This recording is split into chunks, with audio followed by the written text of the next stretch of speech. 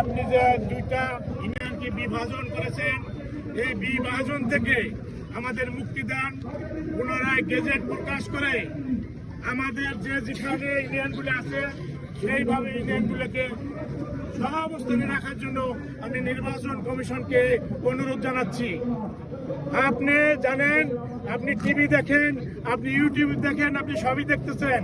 আপনি এই জনগণের সেন্টিমেন্টকে ঘাড়ে নিয়ে অতি সত্বর আমাদেরকে এই মুক্তি দেন, তা না হলে এই দক্ষিণবঙ্গ অচল হয়ে যাবে, জনগণের ভোগান্তি হবে।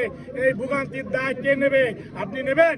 আপনি যদি নেন তাইলে আমার দরকার নাই, সুতরাং আপনি নিতে পারবেন না। আপনি দীর্ঘ 100 বছরের ইউনিয়নগুলা কেটে কেটে সারা বাংলাদেশের মানুষের মনকে ক্ষিপ্ত করেছেন।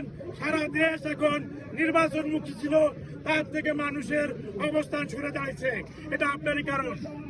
নির্বাচন কমিশনকে আমি আরো বলতে চাই,